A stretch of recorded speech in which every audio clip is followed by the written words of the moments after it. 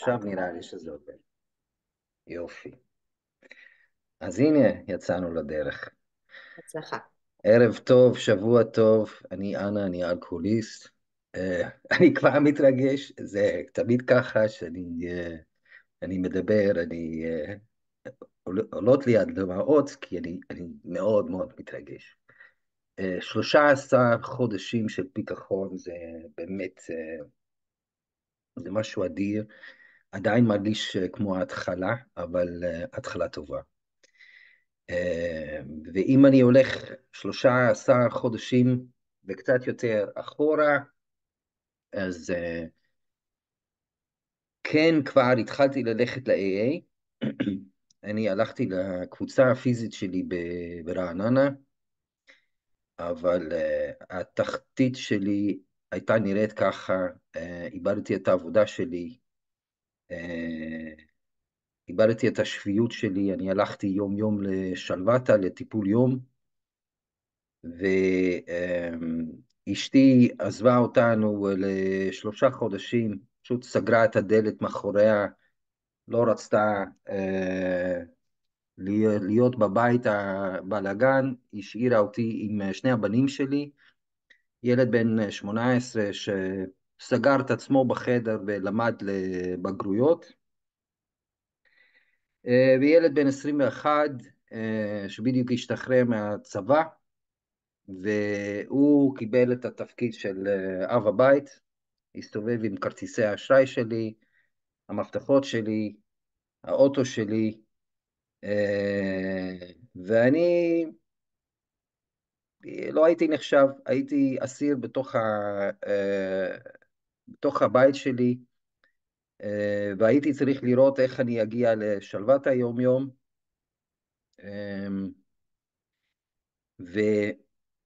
ומאוד מאוד מאוד הייתי זקוק לפגישות AA יום-יום. ואני הלכתי כל יום, זה היה בלגן, להגיע מהרצליה, אז הייתי גר בהרצליה, היום אני גר בהרלם, שזה ליד אמסטרדם. הייתי צריך להגיע לרעננה מהרצליה, לפעמים אפילו לא הלכתי ברגל. ולפני 13 חודשים, בשביעי למרץ, שנה שעברה, היה פורים, ובגלל פורים, ערב אחד לא הייתה פגישה, ואני הייתי 70 יום בפיכחון, והשיגעון של הנפילה קרה.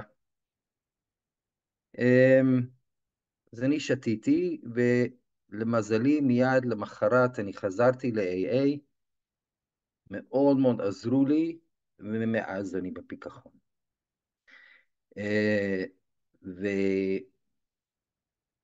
ואני תכף אספר גם קצת איך הגעתי לשם, אבל אני רוצה להתחיל במה למדתי מהנפילה הזאת.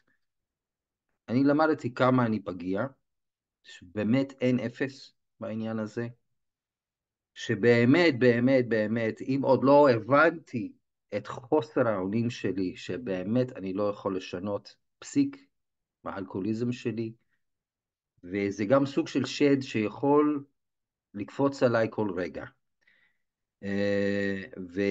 וזה זה נמצא בתוך ההרגלים הכי פשוטים שלי. למשל, מה שאז עבד זה כל המחשבות שלי של מדי פעם מגיע לי פיצוי. והנה הפיצוי כמובן תמיד היה אלכוהול. מה שאני גם הבנתי שאני באמת צריך יום יום פגישה, וזה היה קשה מאוד בסופי שבוע, כי לפחות באמצע השבוע הייתה לי המסגרת של שלוותה. אז ביום הייתי בשלוותה, חזרתי הביתה, נחתי קצת, אחר כך בערב פגישה ברעננה, וככה הייתי עובר את השבוע.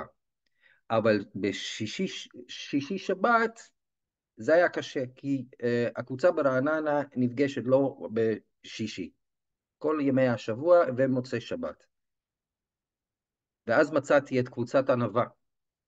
אז מבחינתי, אתם איתי מההתחלה של הפיכחון של היום, ובאמת להגיע לפגישות של ענווה בימי שישי ושבת בבוקר, זה עשה לי את הגשר עם הפגישות הפיזיות.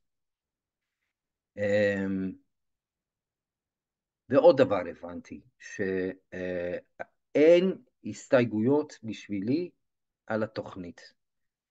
ואם אני חשבתי אני כבר בשלוותה ויש לי מטפלים, אני לא צריך ספונסור. אולי כן אני צריך ספונסור. אולי מתישהו אני אגיע לצעדים. לא, אני זקוק לזה עכשיו, כי אני הבנתי שאני פצצה מתקתקת. עכשיו נלך קצת אחורה. אני נולדתי בהולנד, גדלתי בתרבות ההולנדית, ששתייה זה חלק מזה. אני התחלתי לשתות בגיל 14, זה היה רגיל לגמרי, אבל אני מהר מאוד הרגשתי שאני נסחף לזה יותר מדי בקלות. ובין הגילאים 15 ל-19 אני השתכרתי כמה פעמים עד כדי כך שהיה לי ברור שיש לי בעיה. בעיה שאני צריך עזרה, אבל הבושה הייתה כל כך גדולה שאני הרגשתי שאין סיכוי שאני הולך לספר למישהו. כי אם אני אספר, אז לא יודע, ישימו אותי במוסד, יעשו לי המתת חסד. זה אי אפשר. אז אני צריך לתקן את זה לבד, וזה אומר שבעצם כל החיים שתיתי וניסיתי להפסיק לשתות. שתיתי וניסיתי לשלוט בשתייה. ואני התאהבתי באישה ישראלית, ועקבתי אחריה לארץ. הגעתי לארץ לפני 25 שנה, והיה לי מאוד מאוד נעים להגיע לארץ, כי במיוחד אז כמעט אף אחד לא שתה, זה לא היה חלק מהתרבות, לא היה עם החברים לעבודה, שבסוף יום העבודה ברור שמיד הולכים לפאב. אז אני מצאתי את עצמי בבית השני שלי, הרגשתי שאני במקום איפה שיותר מתאים לי, אבל אני הייתי באמת פצצה מתקתקת, וזה פשוט היה עניין של זמן, ששוב אני אגיב לכל מה שקורה בחיים שלי, בין אם זה שמחה, בין אם זה כל מיני קשיים, בשתייה. וכמה שאני ידעתי שיש לי בעיה עם שתייה, אני דאגתי לכך שאני לא אשתה בחברה. אז אני תמיד שתיתי לבד, וכשאני התחלתי להרגיש בשנים האחרונות שבעצם אני חייב לבקש עזרה, מדי פעם במין חצי קלאץ' ביקשתי עזרה, ואנשים אמרו לי, אתה הבעיה עם אלכוהול? אתה אלוף, אתה דוגמה לכולם. אז בעצם כל המערכת שבניתי כדי להסתיר, היא עבדה גם נגדי. וזה אחד מהדברים שאני יותר ויותר מתחיל ללמוד על האלכוהוליזם שלי, שכמובן זה המחלה שלי, ועכשיו שאני עובד על הפיכחון שלי, זה תהליך שלי, זה החלמה שלי, זה העבודה על הפגמי אופי שלי, אבל המחלה הייתה גם מחלה של כל המשפחה, של כל הסביבה שחייתי בה. כל אחד היה איזשהו חלק שהחזיק את זה במקום. וברגע שאני ניסיתי גם לצאת, אז הרבה פעמים התנגדו.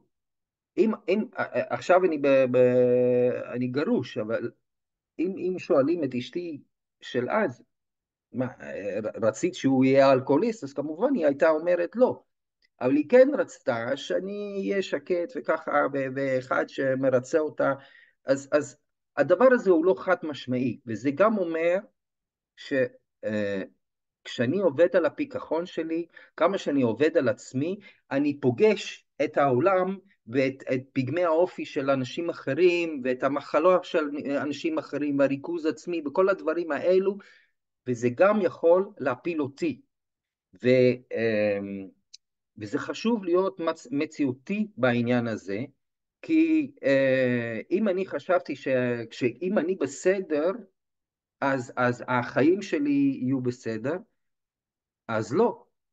ובאמת, החודש אני איבדתי את העבודה שלי, שוב, וזה היה הטיקט שלי להגיע לפיכחון. כשאני איבדתי את הכל ואני התחלתי לבנות בחזרה את החיים שלי, כשאני קיבלתי הזדמנות עם העבודה, אז זה הציל אותי בהמון המון מובנים. אבל כל מיני שטויות שקורים, לכל אחד יכול לקרות בעבודה, קרה לי והחליטו להעיף אותי. ולא רק שזה פגע בי מאוד, זה גם, אני התאכזבתי מהפיכחון, אני חשבתי שסיימנו עם הדרמות, ושוב שזה קרה. ואז אני ראיתי עצמי על המקרה הזה עושה את עבודת הצעדים. קודם כל, צעד ראשון, אני חסר אונים מול המצב הזה, העיפו אותי מהעבודה, זהו, גמרנו. דבר שני, רק כוח גדול ממני יכול להציל אותי, אפשר לבקש עזרה. אז התחלתי לחפש עזרה, במיוחד בעניין שגם חשבו אולי לא לשלם לי את המשכורת האחרונה, אז לפחות מצאתי אנשים שעזרו לי שזה לא יקרה, ואפילו כשהעיפו אותי, אז כן קיבלתי איזושהי התנצלות ממשאבי אנוש, שכל הדבר הזה לא היה יפה, אבל עדיין אני בלי עבודה. ומאוד מאוד חשוב, הצד השלישי, את תפילת השלווה, להתרכז במה אני יכול לעבוד, מה אני יכול לשנות, איפה יש טעם לשים את המחשבות שלי ואת האנרגיה שלי, וכל השאר להשאיר, לשחרר לאלוהים, באמת לשחרר ולהאמין שהכל יהיה לטובה. לא פשוט, ממש לא, אבל עשיתי את זה. ואז גם צד 4, כי נורא קל להיכנס לרישי אשמה, וואי וואי, איזה טעויות אני עשיתי, כמו עם הנפילה לפני 3 חודשים, כמה אני יכולתי לשנוא את עצמי, אבל זה לא עוזר, לא להגזים בזה, אבל גם לא להגזים ברחמים עצמיים או כעס מוצדק, כי זה גם לא עוזר.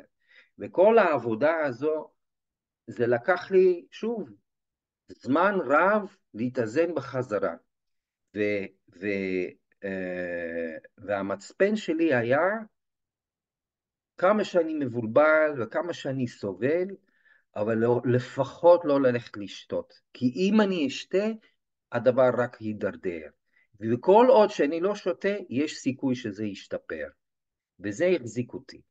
וגם מה שתמיד מחזיק אותי, וזה חלק מהמסר שלי, וזה אולי גם קצת ברוח של פסח, אנחנו מתקרבים לפסח, אילו הייתי מקבל מהתוכנית רק 2 דברים, את תפילת השלווה ואת רק להיום, דיינו. כי עם תפילת השלווה אני מתרכז במה אני יכול לשנות. וכשאני הייתי שתיין, אני הייתי עסוק בכל מיני דברים שלא יכולתי לשנות, ונכנסתי לכל מיני כעסים ורחמים עצמאיים על הדברים האלו. כשאני מתרכז במה אני יכול לעשות, אז צריך להסתכל על זה באופן מציאותי ומאוזן, וזה מאזן אותי. ורק להיום עושה את זה קטן. מחר זה גם לא ללכת מעבר לאופק. ואם רק עם זה, זה כבר עוזר לי ביום יום, מרגע לרגע, בפיכחון.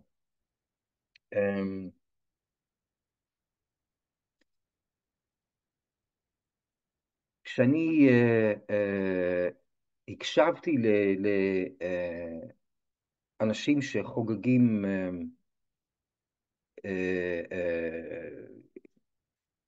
מיילסטון כזה, של כמה שנים של פיכחון, שמעתי כמה אמירות שמאוד מאוד עזרו לי.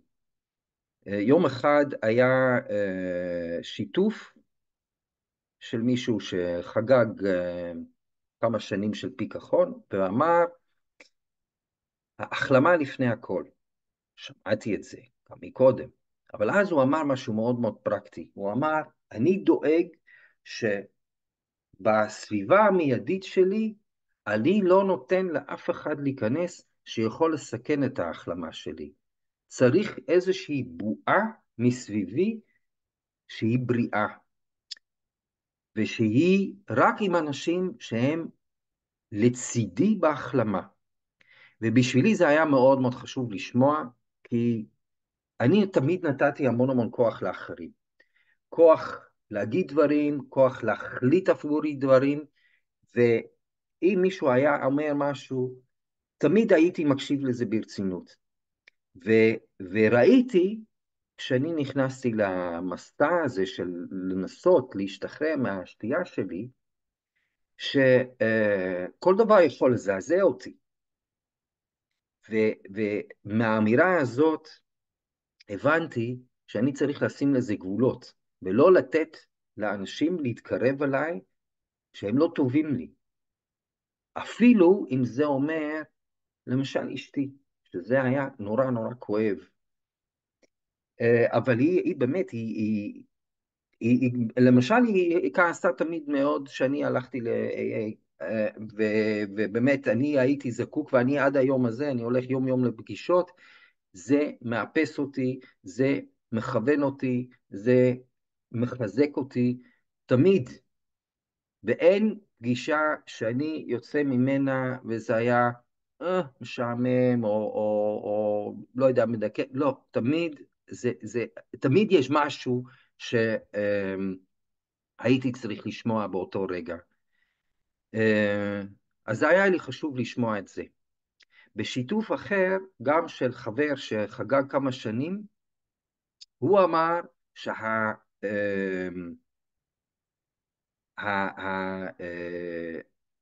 המלכודת הכי גדולה שלו זה כעס מוצדק. וגם זה היה בשבילי דבר אדיר לשמוע.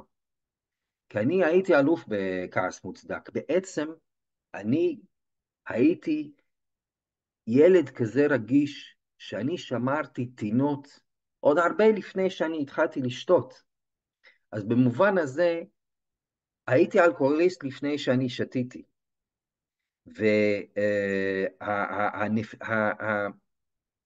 והסכנה הזאת, אני עשיתי מזה אומנות, כי אני למדתי משפטים ואני כתבתי דוקטורט על ענייני צדק. אני עשיתי מזה, חשבתי שאני עושה את הדבר הכי הכי טוב, ולא הבנתי למה אני כל כך עייף אחרי יום העבודה שאני עבדתי על זה. וגם כשאני עזבתי את הדוקטורט שלי ועברתי לגור בישראל והתחלתי להתעסק בתחום אחר לגמרי, רק ב-AA, רק עכשיו בפיכחון שלי נופל לי האסימון, שכשאני עשיתי את כל העבודה, העסקתי עם כל המוח שלי בשאלות של צדק, זה היה בסופו של דבר, אצלי המוטיבציה הייתה למצוא את ההצדקה לכעס שלי, וזה לא בריא. כי אני בתור אלכוהוליסט לא יכול להרשות לעצמי, כמה שזה צודק, אני לא יכול להרשות לעצמי. זה מביא למוות. אנחנו תמיד קוראים בכל פגישה את איך הדבר עובד, כיצד הדבר פועל. זה אחד מהפרקים בספר הגדול. אחרי הקטע שקוראים, כותבים קצת על צד 3 ואחר כך צד 4. מה שכתוב שם על צד 4 זה בדיוק על זה. החיים עם טינה זה בלתי אפשרי, ולאלכוהוליסט זה לוקסוס שיכול להביא למוות. ואיך אפשר לצאת מזה? בין היתר, להסתכל על אנשים אחרים שעושים לי את את הדברים הנוראים, שזה נובע מהמחלה שלהם.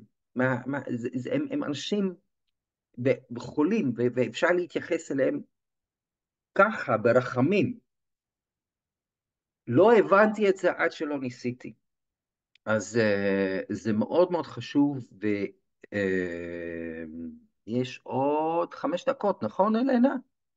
אז יופי. אז אני אספר עוד דבר שאני שמעתי באחד מהשיתופים של בן אדם בפיכחון.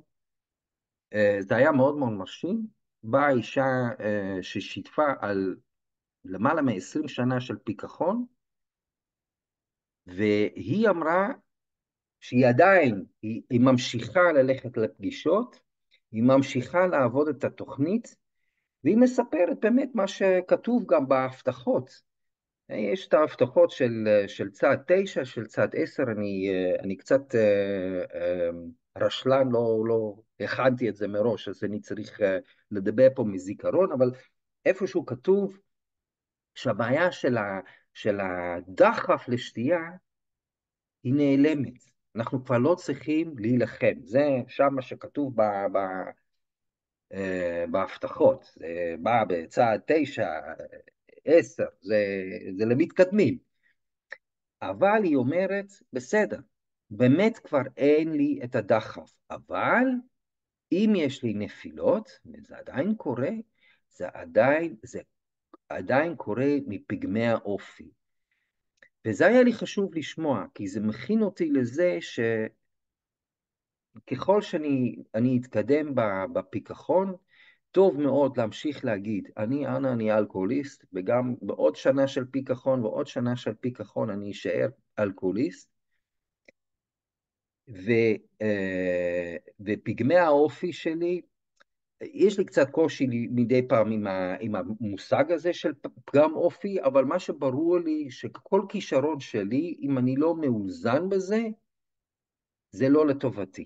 זה משהו שיכול להביא לנפילה. למשל, היכולת שלי להיות קשוב לאנשים, ולהבין אותם, ולגלות מה הם רוצים, כשאני הייתי בשיא האלכוהוליזם שלי, איך זה מתבטא? בריצוי, והייתי מוחק את עצמי.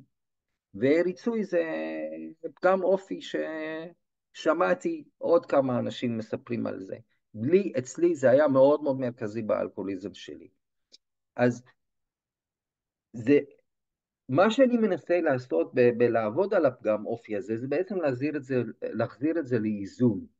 אני לא מרגיש שאני חייב למחוק את היכולת להיות קשוב לאנשים. אני חושב שזה כישרון, זה דבר טוב, אבל חייבים להישאר באיזון.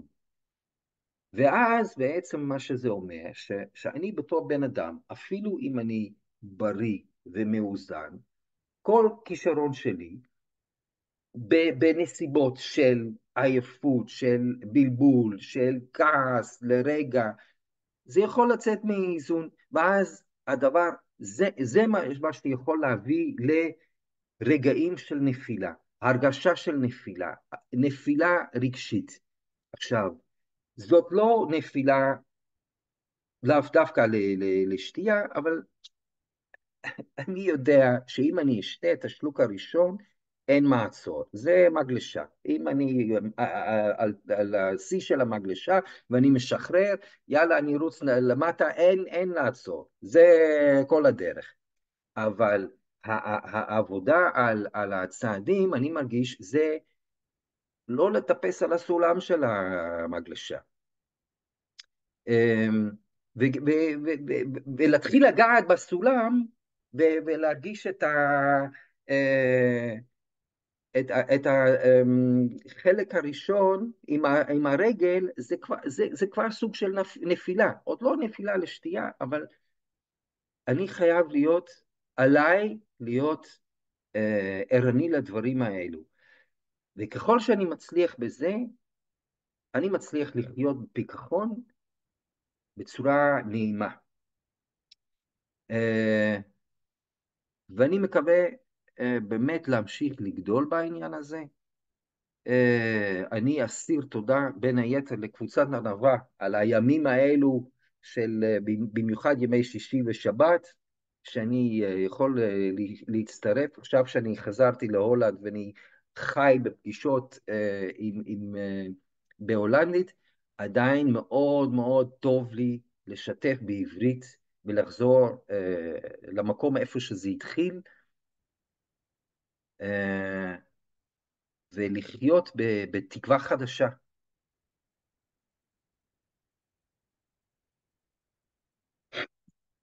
תודה רבה.